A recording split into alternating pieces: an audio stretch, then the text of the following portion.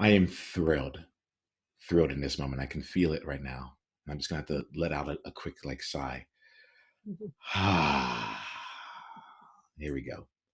Today we get the chance to spend some time celebrating an outlier and a trailblazer who I've had the pleasure of working with.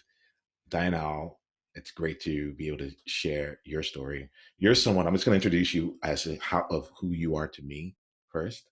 Okay, And then we'll spend some time just in a period of celebration and just around your journey. sounds good. All right, cool. So Diana, you are someone who honestly embodies realness to me. I when I think about you and I think about the experiences that we've had together and the way that you show up in the world, there's this element of it's not just what you see is what you get, but it's like what is happening is what you get. There's a level of being fully present and being fully with all that is taking place within you that is just incredibly powerful.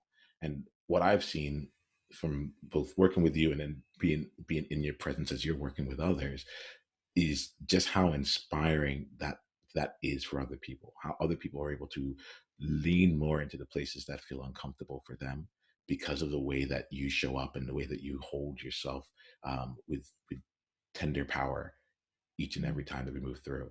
So I'm thrilled to get some time to just slow down with you to explore your journey here. A lot of the work that gets done happens internally, and it creates these external results. And what more than anything else, I just want to just take some time to celebrate you and the journey that you are currently on, and just give ourselves some space on that. So thank you. So thank you for making the time for this. I acknowledge you for being someone that I want to bring here and share your story. It's just great to spend some time with you.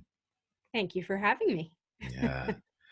So let's go ahead. Let's just get people. Let's just start off from the very beginning. Like, tell us a little bit about you right now. Some of the things that are going on in your world. I typically like to say, tell us about your outer journey, your highlight reel, the things that your things that you're accomplishing at this Well, I would say right now my highlight reel exists on many levels. What's going on externally is that I am a Dare to Lead certified facilitator, one of about 650 in the world. Um, and I take Brene Brown's work into educational institutions and nonprofit organizations to help them have more courage. So I am a courage builder for Brene Brown's work. I am also a leadership development coach, and I work with adolescents and adults trying to get to their next level of power in the world and how they show up. Um, and I also host my own TV show called Beyond the Classroom, where we talk about issues that have an impact from outside the classroom inside the classroom and how our students show up, as well as how our students' learning experience ultimately determines their journey out in the world of adulting. So that's pretty exciting. Oh, it's incredibly exciting. It's like, and the fun part about you is that there's so much to you, and I would love to explore your journey to get into this place here. Um, Before we get into that, I also just love to because we're gonna. I love to get to know you a little bit personally, right? So, like outside of the professional world, like because you are a person who is I don't know about the full expression of you.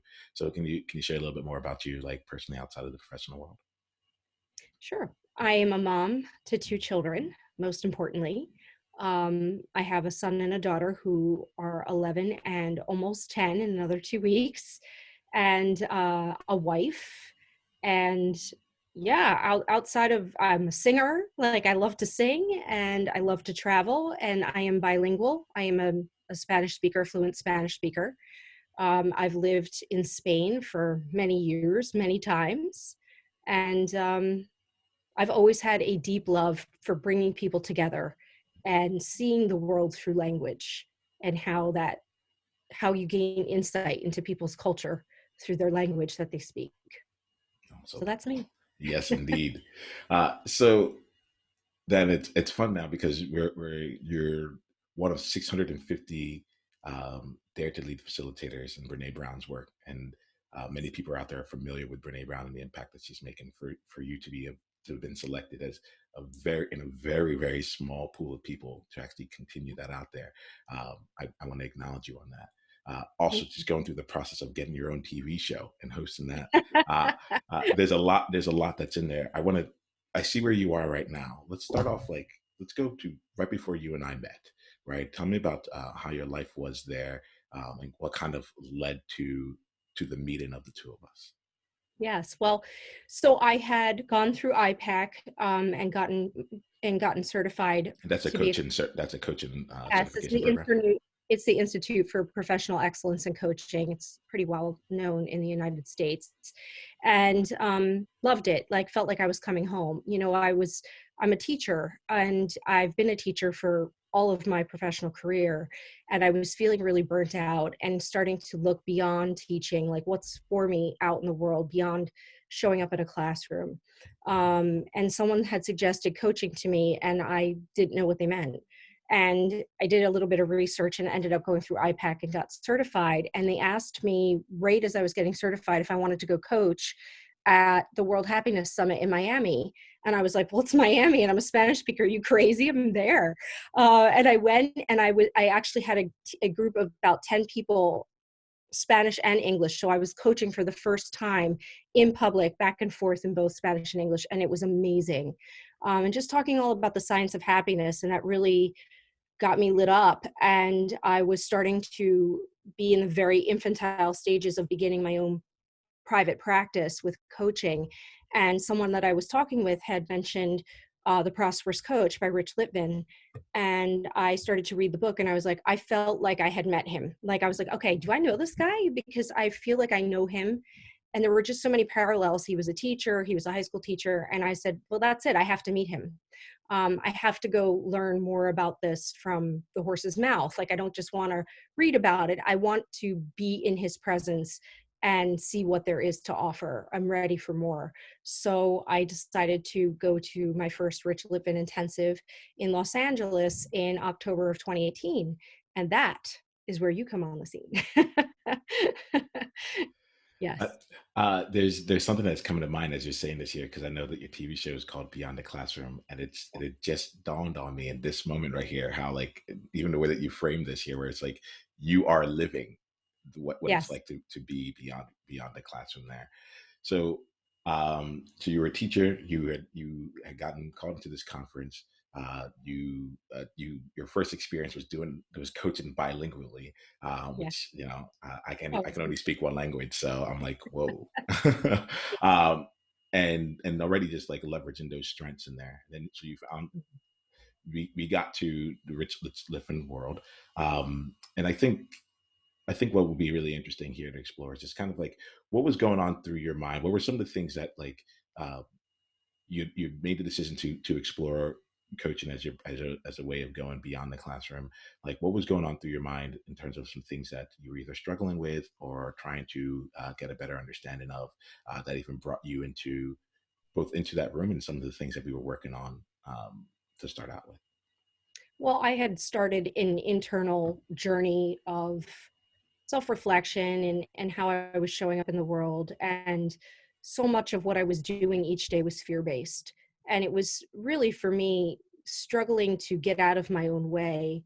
You know, I was someone that had suffered for the better part of 20 years with PTSD that was not diagnosed. Um, and that and I had a lot of anxiety about how I was showing up in the world. And it really held me back from being my true self. But I knew enough about it that I hadn't always been that way. Like, I was a very open, gregarious person, and I had kind of shut down over the years. And coaching actually caused me to go internally more and get EMDR help, which was a huge lifesaver for me. But also to kind of get back to the root of me and to the core of who I am and who I am truly, not just how I was showing up. So when I went to Rich Litvin, I was just at the beginning parts of starting to share my authenticity with the world. And while I was at that intensive, I I dealt with a lot of stuff coming to the surface and having to speak out my truth into a group of people that I didn't know. And it was terrifying. It was terrifying. At one point, I remember there was a particular challenge at lunch. And without going into details, I was like, I'm not doing this. I can't do this. I can't put myself out there in that way in the world. And so, yes, I was really just at the very beginning of knowing that I had to share because I was ready, but also still being terrified to jump off the cliff.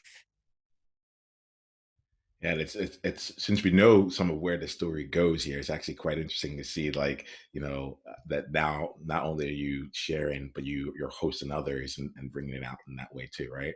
Yeah. So tell me a little bit here, because I get it, like, the getting to the root of you, and remember, and I like to say, like, a lot of times the work that I do is not around helping people become something that they're not, but it's actually just helping them rediscover who they truly are, you know. Right, right. So, like, we're seeing you here. We met at the intensive. Tell me a little bit more about, like, on your path to really getting back to the root of you. In my mind, I'm almost thinking like, okay, you were at the intensive here. We met there. There were some things where you were going through the elements of going back to the root of you and getting starting to share your authenticity. Um, the I'm curious about, like, the journey between that and, like, let's just say, like, hosting your own show and being selected as one of the 650, right? Let me ask you, what was one of the greater challenges that you faced along that way? Maybe you can take us to a story of one of those times, where along the path to that there you face a challenge. The biggest challenge that I faced that really, if I look back on it, kind of started to turn the corner and open everything up for me was that I applied to be on Rich Lipton's Source team. And, it's not for the weak at heart. You're going to get pushed and you're going to get challenged. And it's intense. I mean, it's an intense experience. And I was challenged to show up authentically with my authentic voice. And what ended up happening as a result of the psychological safety that was developed within that source team, I actually got up on stage and sang for the first time in the better part of probably 20 years on a stage in front of 250 people. And that was really huge, really huge in turning things around and getting me to have the guts to keep going, really. So, You were there. I was there. I was there. So let's slow that down a little bit Yeah. here, because because it feels like a major turning point here. Um, tell me more about why that was huge. I just want to, like, kind of just slow down and be with you on that there, because uh, not everyone's going to get the chance to go sing on stage and things like that. Yeah. But there was something else that there was something about that really, made that very impactful. So, yeah, let's start off. Why was that a huge thing for you? Where had you been finding, in the past, like, either opportunities that were coming your way that you weren't able to step onto the stage for, or you weren't able to use your voice for? I'd be really curious about some of that along the way. Well, I was terrified of being judged. Mhm. So as a teacher, I'm up in front of kids all day long, but there's something about having your own space and your own domain in which to operate that kind of takes the heat off of that. And I was fine in that arena. But if you asked me to do any kind of public speaking anywhere where I would have to show up and wear it out there for people, where people would judge me or be able to say something in return, I actually was so frightened by that I literally thought that I would fall apart. And so I had a lot of opportunities to speak. People were always asking me to go give speeches, and I would always say no. I don't public speak. Um, I had, I sang my whole life, and because of a couple of bad experiences, I stopped singing. And so for me, the reason that was so challenging for me was that because I love to sing so much, and it's so personal, and so now you expect me to get out there and share my most personal, cherished gift that I believe that I have with the world and just put it out there. And I was like, oh, forget it. I'm not doing, there's no way that's happening. And so it was really monumental because they had asked me within the group to just kind of set the stage each night. And somebody heard me sing that night and said, you should bring this to the group tomorrow. And I was terrified. And I was like, well, I don't know. And they just kind of gave me a look that said, listen, you're not here to say, I don't know. You're here to say, hell yes. And so I thought about that and I was like, okay, all right, fine. Put me in the middle. I got this. And it was in our small group before the stage, and they had me sing um, out the meeting. Like I was the closing of the meeting that day before we went and met with the participants. And it was, and nobody could say anything to me for 24 hours. And I remember how relieved I felt that nobody could say anything to me for 24 hours, because it was like, well, then I don't have to hear anything bad, was initially what I felt. But then it was also that it was like, and who cares if they say anything bad? Like, I know how monumental that was for me to show up that way. And so then the next day he was like, well, do you want to do this on stage? And I was like, well, I can't do that exact song, but I'll do something else. And so that's what led to it. But it's, looking back now, it was definitely the tip of the iceberg for me. It was like, well, if you can get up and sing in front of 250 people, die, what else is there?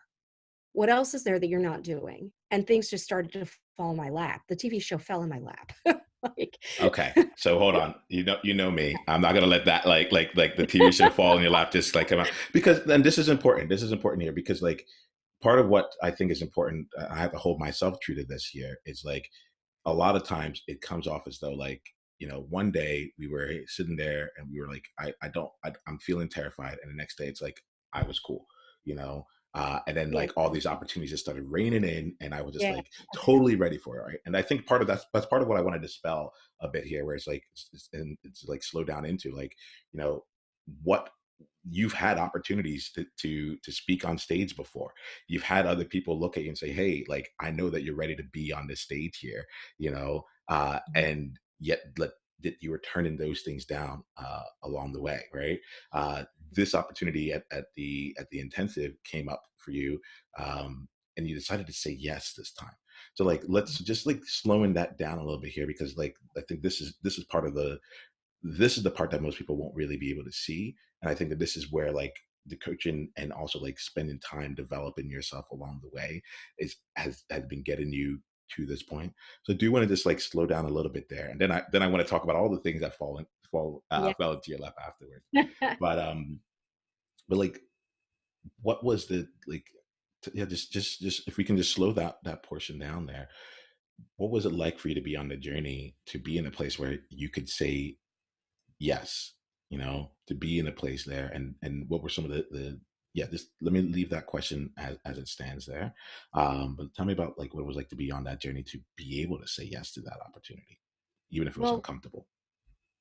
it was uncomfortable. It was a lot of like shedding layers that didn't serve me anymore, and they were painful layers. And it was having the space to really not run away from it, but sit with it and uncover, unearth, go a few layers deeper. And that for me was what was so valuable to me about my experience in working with you, because for months that's all we did was kind of just get the story out, whatever the hardest parts were about everything that had led me to that point. Sorry, it's a little emotional, but everything that had led me to that point was so emotional. It was, just kind of sitting there, and I didn't know how to handle it all. And it was like every week we would unearth another layer and just keep going deeper and just keep sitting with the struggle, with trust issues that are pretty much the hallmark of anybody that suffers from PTSD. Trust is one of the big problems. And having that trust is built over small steps over time. And that's what you and I were building in our coaching sessions. You were allowing me the space, you were holding space for me to sit, and also holding and creating space for me to trust you week after week after week. And as that was going on, I was getting more and more comfortable with my truth, with sharing my story. It's like, there was so much shame around it, right? So Brene Brown talks about shame, and shining the light on it is what lets it go. And that's exactly what I needed to do, but I wouldn't allow myself to ever be in a situation where I could shine the light on it. I was just too terrified. But through my work with you week after week, that's what we were doing. We were just shining a light on it and allowing a safe space where it could be spoken out into the world and sat with and discussed at a deeper level, so that by the time I got to the intensive, I had cleared away a lot of stuff that had been going on and swirling inside me for a long time, that I was ready to start, like, it was cleared out. And now I actually had room, I had emotional bandwidth to be able to go in there and let some joy in. And that's what I was running away from. When you're in shame and when you suffer from PTSD, joy is not going to be on your radar. It's the most vulnerable of all the emotions that we have. So that's what led me to that point. As you say this, I'm reminded of why, like part of why you were, um, I was going to say chosen to be one of the 650 with Brene, but I actually feel it's like almost like a calling from you, like your ability to be with shame and all the spectrums around that emotion and beyond, is really something that a lot of people don't have access to yet. And I really acknowledge you for going through the work of practicing to be there, going through the work of going through the different layers and building trust. And you say right now, trust with me, which and I know that I feel it. I feel in this moment I want to receive that. But it also comes to me is that there's also a level of building trust with you and Yeah. within yourself. Yes. Yes. Yeah. We think it happens externally, but really it's simultaneous. Like, when you're building trust with another person, you're also learning to trust your instincts again. And that's really huge. I think that's like when I remember sitting in the audience while you were singing to the full room. So this is, I think, the second time that you had sang at the intensive, um, and there were just two things. One, my eyes were closed, and two, my face was beaming, because yeah, 'cause it was really beautiful, and I really appreciate it. I'm going back to that moment right now, just thinking about the emotions that you were bringing out through it. And I think that was one of those times where when I think about like you being real, like it was real. It was you were out there, you were seeing it. Um, Before we move on, anything else you want to say around that experience? Um, I remember at the end, I immediately wanted to run off stage, and he made me come back up on stage and receive applause. And it was in that moment that I realized that the applause had always been there. I would not allow myself to receive it. I didn't feel that I warranted it. And that's a really big deal, because that's what shame will do to us as people. And that's what you constantly are going over it in your head. And I realized in that moment, I was like, man, I have a problem receiving gratitude, receiving compliments, receiving goodness into my life. I have been shutting it out as a means of protection all these years, and that's great, but it's not serving me anymore. And it was at that point that I really started to focus on how I receive. I mean, like kudos to you on choosing to focus on that. There, it seems that it's been working out really well for you here. Uh, as we wrap up this conversation, I think it is kind of interesting to explore like, just how the TV show came to be here, and like because yeah, Yeah. thank you for taking us through this journey here. And for me, like, um, I appreciate really quickly before glossing over it. I appreciate you allowing yourself to be moved in this conversation. I'm moved with you in this here, all right? And I think like honestly, this is why I asked you to be here. This is why I'm so inspired by you. This is why I consistently find different ways to find and support you because you are a wellspring of movement and you get people into action, including myself. Right. So I just really want to acknowledge you here and just like, how it is. Tears are just a release of energy. So thank you for moving that energy with me here. Thank you. Yeah. So let's see. Let's fast forward a little bit here. Yeah. You to now like the TV show. Like tell me a little bit about that experience. Tell me about how that came to be, and what you're doing with it now. I think that'd be really fun. Let's start off with how it came to be, and then we'll give you some space for how things are going for you now. Great. So I have a friend who has a TV show locally, and I was talking to her like, I need to get word out there and I don't know how to do it. And she said, well, why don't you be a guest on my TV show? And I was like, well, okay. And so I went on and I talked about my mission to, you know, about shame, around shame in learning in schools. And after the show was over, the producer called me a couple weeks later and he said, yeah, there was just something in your eyes about the way you spoke, your presence on camera. Would you like to have your own show? And I said, no. Like right off the bat, I was like, yeah, no, that's not for me. Sorry. And he called me a couple weeks later and he was like, there's room in the schedule for the fall. You know, I would really like you to consider this. And I knew I was headed back out to another Litvin intensive. And I was like, okay, my people there are not going to let me say no to this. So I was like, well, you know what? I don't think I'm ready for this, but let me think about it and I'll give you a call back. And it was the first time I had ever said, let me think about it. Usually I felt like I had to answer right away and that was it.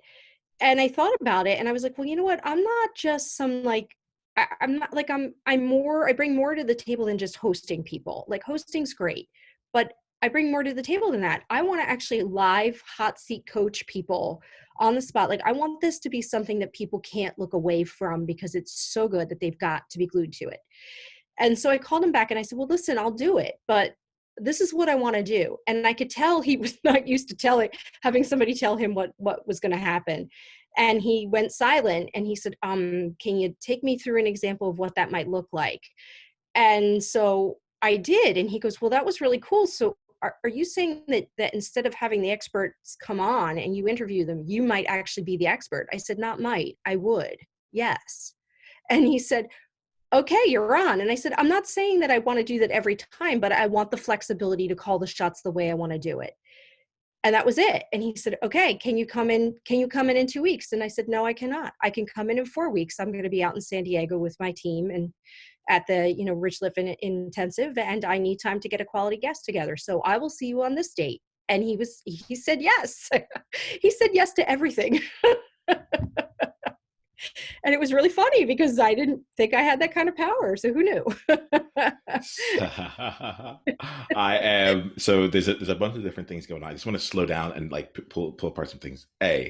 Yeah, you have that kind of power. That's like, and I think now you have that kind of Yeah. power. But I get it. In that moment, it may not have been as clear to you. Yeah. I What I'm remember getting off the phone and I was like, wait, he just said yes to everything. What did I just do? Like, it was a total, You like, did what surreal you moment for me. wanted. That that is the best. That's the part So that's really funny. wonderful. Yeah. Yeah, but I think that's also part of the real game here, right? The real game here is what is it that you want, and you ask for it. Like what I'm hearing from you is you asked for what you wanted. You I did. like when there was something that was offered to you that didn't work for what you wanted. You took the time to go and figure out what it is that would work for you, and if they Mhm. could meet that. Like I can almost hear because the way that you describe it right now, it wasn't you weren't asking, it was a like Yeah. this is what I need in order to be able to feel that this is a yes for me. And if we can't Yes. meet that there, that's okay. You already know that I'm a no otherwise. Right. Exactly. So like there's an element of what I'm hearing here where the power came in from the place of like you didn't need it one way or the other. It wasn't going to make or break you. Right. And it still won't. Like the beautiful thing is that I'm not attached to the result. Like I know I can walk away from it. I know I've got other things on the back burner. There's more to come. Yeah. So, and there's not just one right pathway. There are multiple pathways. And so why not explore them? Like I'm in a totally different place now. I'm like, okay, well, sure, let's do this and let's do that and let's try this. And when I'm done, I'm done. Yeah. It's a Yeah. good place. It And is so really where cool. it is now, if Yeah. you want me to talk about where it is Please. now, um, and so I started with my immediate network of people to come on for my own sake, to keep me comfortable and to get my feet wet. I've never done this before. So being in front of a camera and actually having to be the host, that's a lot of responsibility. And I was actually shocked because it didn't take me all that long to figure it out. Like by the third time I was like, I've got this, I'm ready to go. And I'm always surprised by that. I'm like, that didn't take me as long as I thought it was going to take me. And so I started getting a little bit more like, okay, who do I want to talk to people I want to talk to, and I'm not willing to have conversations with people I don't want to talk to. So I started getting bold in my requests, like who are people that I really want to hear from. And I went really bold with two requests. One, I had been to a positive education conference at an independent school in the area, and I called them up and I said, would you be willing to be on the show? And they said yes. So that's going to be this month's taping. I'm taping on Friday. And then the other big one was that we're all reading a book by an author who works in Philadelphia about how to have difficult race conversations in the classroom. And I'm like, who could be a better guest than this? And I looked him up and I emailed, and within 30 seconds I had a reply, let's talk tonight. And he's coming on in April. And my whole school was like, how did you get him on there? And I was like, I asked. I asked, let's get him on here. Let's see, let's have the conversation that we all need to be having in the classroom. And so that's where we are. That's where we are right now. That's where we are right now. And I mean, this is the whole, your whole journey on this has only been a number of months that this has actually been taking place there. Mhm. And what I'm hearing from you, I'm hearing a couple of things here as we wrap up this conversation. Is like, one, you've really become practice in asking for what you want, Mhm. and allowing the space for that to take place as well, and going forward there. And I'm hearing it in a number of different ways throughout your journey here, and to be able to have to allow that to be not just acceptable, but like exceptional as well. Mhm. Yes. Um, I'm also hearing from you that, like, and I really want to just call this out and give kudos to you here and acknowledge you. Like, you found multiple means in order to get the support that you needed, from personal coaching to Mhm. group work to community work to signing up to be a leader in different communities, all the way to getting trained by Brene Brown and so on and so forth. You've been really just consistently, like, invested in yourself in multiple forms through whatever is the next path for you. And it's lovely to see now where you're like, all right, now I'm bringing this even further for me, through the work that I'm doing right now. Absolutely. So I think like, honestly, it's been a pleasure just being able to capture your story here. It's been a pleasure being able to be on this journey with you here. If there's anything else that you'd like to say, like, I'd love to give people a chance if they want to continue to be on the journey with you. How might they be able to either reach out or follow along? Oh my gosh. I would love that. Thank you. Mhm. Yes, you can follow along by watching Beyond the Classroom on YouTube. Um, you can also reach out to my website, dianaall.com, or you can email me at dianalinall@gmail.com. And I'm happy to work with organizations on more powerful leadership and having courageous classrooms, courageous learners at all levels. At all levels. It doesn't matter whether it's elementary or an adult, we're all in a continuous state of learning. And what can we be learning about ourselves to show up more powerfully in the world? Mm. They're like, I want to just acknowledge you. I want to thank you, and I'm really happy we got a chance to do this. Thank you so much. I'm really excited for what else comes on your journey, Diana. Thank you so much. And Mhm. thank you for everything you've done.